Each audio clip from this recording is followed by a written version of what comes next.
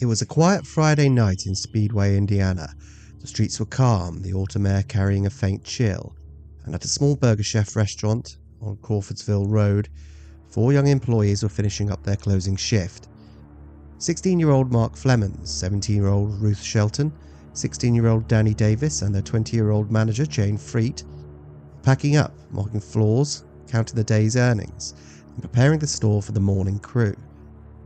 It was a routine night, just another closing shift at a fast food restaurant. No one could have imagined what would unfold. By midnight, the store was silent. The back door stood wide open. The cash register had been tampered with, and the safe was emptied. But the employees were nowhere to be found. At first, the disappearance seemed like a case of teenage irresponsibility. Maybe the youths had skipped town for a night. By the next morning, as families realized their loved ones hadn't returned home, the town sensed something far more sinister had occurred. Speedway, a quiet town known for its proximity to the Indianapolis Motor Speedway and its safe suburban streets, was about to face a nightmare that would haunt the community for decades. Within 48 hours, the truth would be revealed. 4 employees would be found lifeless in a wooded area miles from the restaurant, still wearing the uniforms that marked the final moments of their young lives. What began as a seemingly simple night shift would turn into one of Indiana's most haunting unsolved murders, a mystery that would baffle investigators for generations. Welcome to Echoes of the Unknown, where we delve deep into the unexplained, the mysterious, and the downright unbelievable. My name is James, and today we'll be looking at the haunting tragedy of the Burger Chef murders, a case that to this day remains unsolved.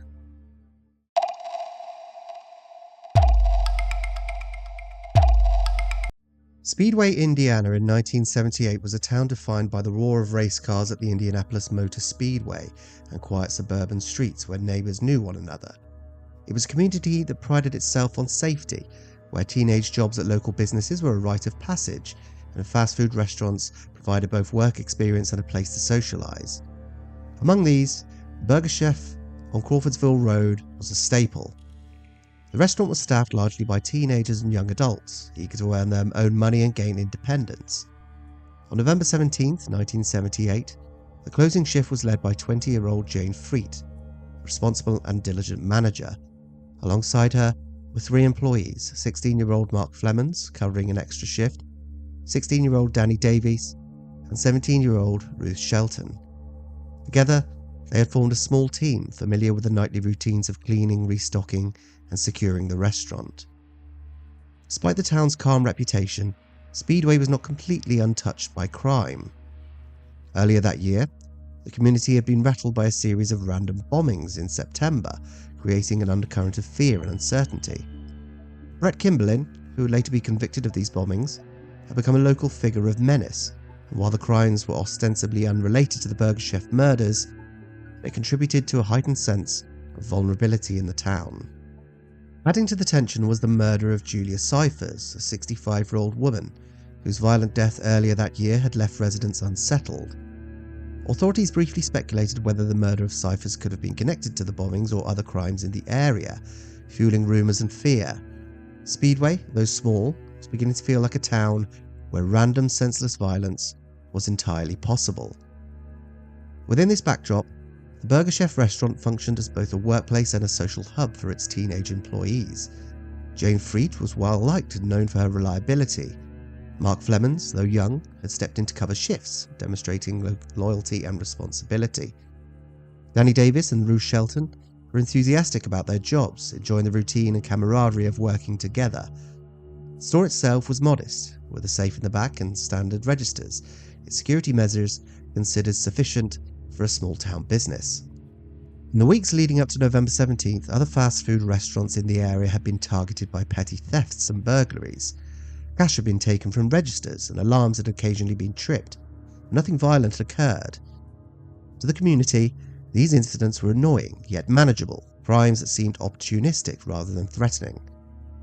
The combination of prior local crimes, the undercurrent of fear from the bombings, and the growing awareness of petty thefts at fast food restaurants set the stage for an event that would shock Speedway to its very core. What would unfold at the Burger Chef that night would shatter the town's sense of safety and haunt its residents for decades. 4 young lives, in the prime of their youth, were about to be swept into a violent and inexplicable tragedy.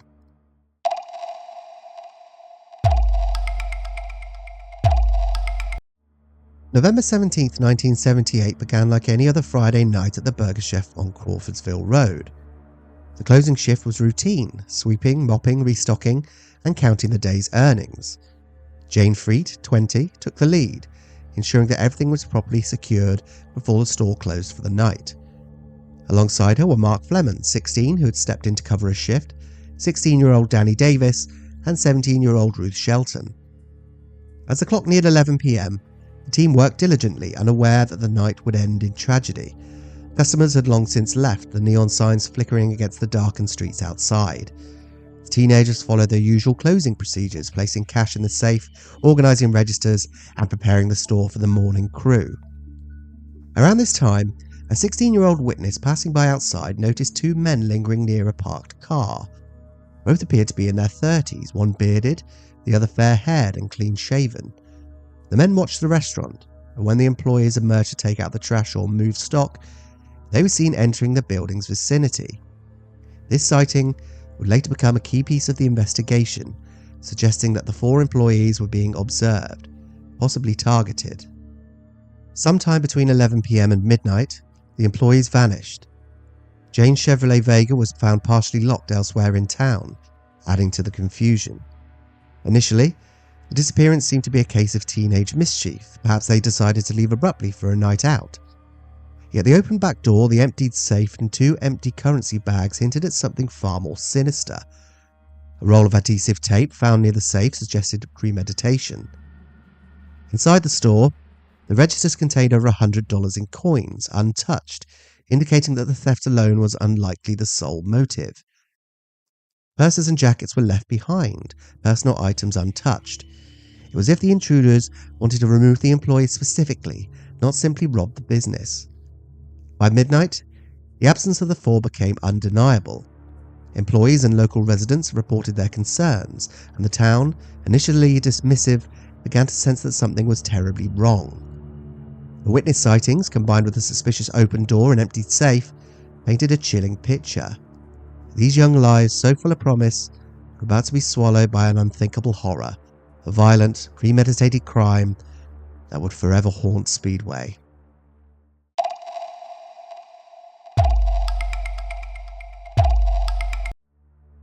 In the early hours of November 19th, the town of Speedway began to realise the depth of the tragedy. 4 young employees of the Burger Chef, Jane, Mark, Ruth and Danny, had not returned home at all. Families grew frantic, calling friends and local authorities, desperate for answers. What began as a routine night shift had turned into a nightmare. It wasn't long before hikers, traversing the woods over 20 miles from the restaurant, stumbled upon a horrifying scene. The bodies of the 4 victims lay scattered, each telling a silent story of violence and panic. Ruth Shelton and Danny Davis had been shot multiple times in the back of the head. Jane Freet had been stabbed twice in the chest, the handle of the knife broken off, a brutal testament to the struggle that had unfolded. Mark Flemings, tragically, had been bludgeoned and choked on his own blood, likely after hitting his head during a confrontation. All 4 still wore their Burger Chef uniforms, a haunting reminder of their last moments. The initial police response was criticised for its missteps. The restaurant had been cleaned and reopened before photographs were even taken, eliminating crucial evidence. Investigators initially assumed a petty theft or teenage escapade, failing to immediately recognise the gravity of the situation. Valuable leads like the roll of adhesive tape and empty currency bags near the safe were nearly overlooked. Over the years, leads came and went. Police questioned multiple suspects, some of whom resembled the eyewitness descriptions of the bearded and fair-haired men seen outside the restaurant. Names of individuals allegedly connected to a fast food robbery gang surfaced, yet without confessions or physical evidence, arrests were impossible. Investigators scoured surrounding states, Cincinnati, Milwaukee, Chicago, Dallas, chasing leads, but the case remained cold. Breakthrough seemed to appear in 1984 when Donald Wayne Forrester, a 30-year-old offender serving a lengthy sentence, contacted authorities claiming involvement in the murders. Forrester told police that Jane Freed's brother owed money on a drug deal, and he, along with 3 associates, had gone to the restaurant to intimidate her. According to his confession, Mark Flemons unexpectedly intervened, leading to a violent confrontation. Believing Mark was dead or dying, Forrester and his accomplices decided to abduct and kill the remaining employees to eliminate all witnesses. Forrester detailed the sequence of killings. He claimed to have shot Danny Davis and Ruth Shelton, while the deaths of Jane Freed and Mark Flemons were carried out by his accomplices. He even led authorities to the wooded area where the bodies were found and described the broken handle of the knife, knowledge not widely publicised. Shell casings matching the type of firearm used in the murders were later found at his residence after a septic tank search, leading some credibility to his confession. Yet Forrester's story soon unravelled. After initial cooperation, he recanted, claiming his confession had been coerced.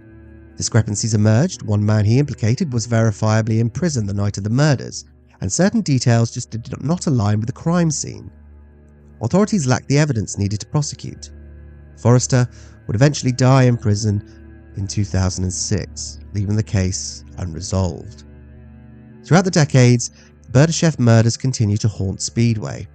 Thousands of hours of investigation, coupled with the $25,000 reward offered by the chain, failed to bring justice. Families mourned without closure, while law enforcement kept the case open, revisiting old leads and incorporating modern DNA tracing techniques. The murders became a chilling reminder of how one night of violence could ripple through a quiet community, leaving scars that decades could not erase.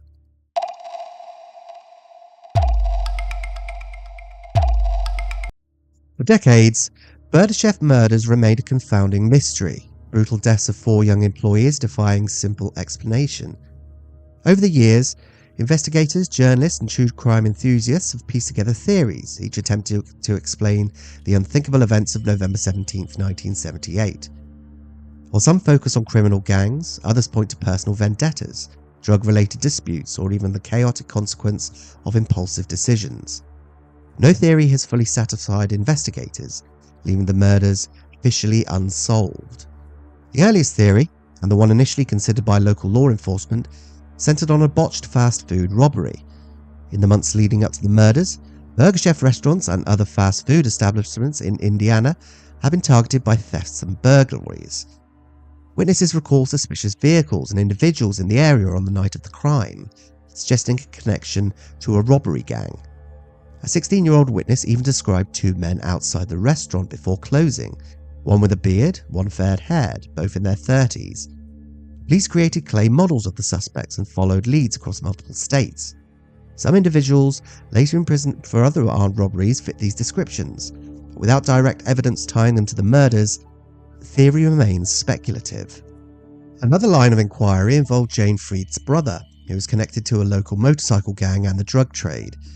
Some investigators theorized that Jay may have been drawn into a situation involving debt repayment or gang disputes. Authorities briefly detained her brother, considering whether he or his associates may have orchestrated the attack. However, he was released within 6 days due to insufficient evidence. Though compelling, this theory would not be substantiated. The confession of Donald Wayne Forrester in 1984 provided a third potential explanation. Forrester, a known offender serving a long prison sentence, admitted to being involved in the murders. According to his account, he and 3 associates went to the restaurant to confront Jane's brother over a drug debt. Mark Flemons' unexpected intervention escalated the situation. Leaving Mark to be dead or dying, Forrester and his accomplices allegedly killed all 4 employees to eliminate witnesses. He claimed to have shot Danny Davis and Ruth Shelton, and knew details of the knife's broken handle and other crime scene information not widely publicised. Shell casings discovered at his residence matched the firearm used in the murders, yet inconsistencies in his story, such as placing individuals at the scene who were verifiably elsewhere, and his eventual recantation, prevented charges being filed. Forrester's death in 2006 left this potential solution unresolved. In 2018, a renewed public focus came with the release of the docudrama The Speedway Murders, created by Australian filmmakers Luke Rinderman and Adam Camion. In their investigation, a man named Tim Boyer revealed that his friend Jeff Reed had confessed to the killings. Reed, known locally as the mayor of the Snake Pit, allegedly saw Jane's car outside the restaurant and went inside to confront her over an owed debt. According to Boyer, a confrontation escalated. Reed reportedly knocked Mark Flemons unconscious and, fearing the repercussions, forced the other employees into his van. Initially, intending to release them safely, the situation allegedly spiraled, resulting in the deaths of all four. Boyer claimed he was the only person who knew this secret for 40 years. Boyer's testimony was partially corroborated by witnesses, including Alan Pruitt, who recalled seeing Reed and another man, Tim Willoughby, near the restaurant. Reed drove a yellow Ford van, consistent with multiple eyewitness accounts of a yellow or orange vehicle outside the Burger Chef that night. Reed's physical description, brown hair, bushy beard, matched that of the bearded suspect observed by witnesses. Tim Willoughby, his alleged accomplice, has never been located and remains missing since 1978. Reed himself died of stomach cancer in 2011, leaving these accounts unverified in a court of law. Docudrama's revelations sparked new speculation. Some theorists suggest a domino effect, an intended minor confrontation escalated tragically, with Reed or other assailants improvising lethal measures. Others question whether Reed acted alone or as part of a larger yet unidentified group. The presence of cash in the victim's pockets and personal items left untouched suggests that the robbery may not have been the primary motive, lending weight to theories involving targeted intimidation or retaliation. Some investigators have explored psychological profiling, attempting to reconcile the sudden escalation of violence with behavioural patterns. Reed, described as alternately charming and aggressive, fits a profile of someone capable of impulsive brutality when pressured. Forrester, similarly, exhibits characteristics of someone seeking control and recognition, explaining his partial confessions and the consistencies therein. Despite the passage of nearly 50 years, other questions linger. How exactly were the employees subdued and transported to the wooded area? Why were the murders carried out with such a mixture of firearms, knives and blunt instruments? Were there additional unknown participants? And why did key suspects either die or disappear before definitive justice could be achieved? Ultimately, each theory offers a partial lens through which to view the tragedy, yet none provides closure. Fast food robbery gang, the drug-related confrontation, Forrester's confession and Reed's alleged admission each contain compelling elements, yet gaps and contradictions persist. These overlapping narratives, interwoven with speculation, witness testimony and decades-old investigative errors, have turned the Burger Chef murders into a labyrinth mystery, a puzzle that continues to baffle authorities and haunt the Speedway community to this day.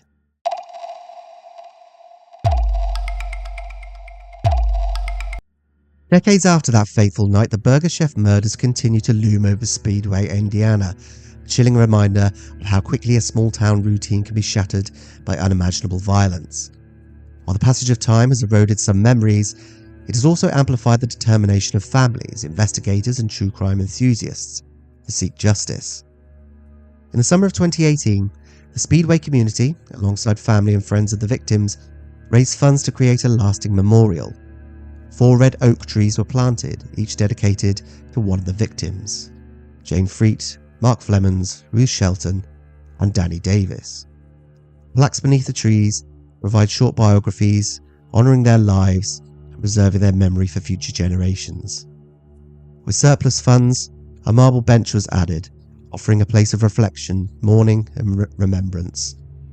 On November 10, 2018, just a week before the 40th anniversary, a small dedication ceremony was held at Leonard Park, bringing families together and the community in solemn tribute.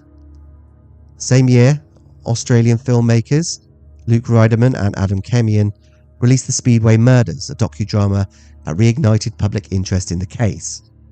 No painstaking research and interviews with individuals who had never spoken to the police, the film shed new light on possible perpetrators, including the alleged involvement of Jeff Reed and insights from Tim Boyer. The documentary prompted renewed tips to law enforcement and reminded the public that, despite decades of uncertainty, the case remains very much alive in the collective consciousness. Law enforcement continues to keep the investigation open. Modern forensic techniques, including DNA tracing and evidence re-examination, have been applied in hopes of uncovering leads that were impossible to pursue in 1978. While no arrests have been made, authorities maintain that any credible information will be followed rigorously. A combination of a heartfelt memorial and the resurgence of public scrutiny has created a renewed sense of urgency. Families in the community, long denied closure, now look to the future with hope that one day the mystery of that night will be solved. Until then, the Burger Chef murders remain a haunting, unresolved chapter in Speedway's history. A story of lives cut tragically short and a case that refuses to fade from memory.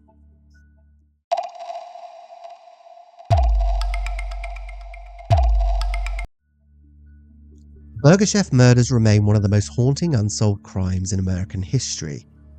4 young lives, that of Jane Freet, Mark Flemons, Ruth Shelton and Danny Davis, were violently cut short on an ordinary November night, their deaths rippling through the Speedway community and leaving scars that decades have yet to heal.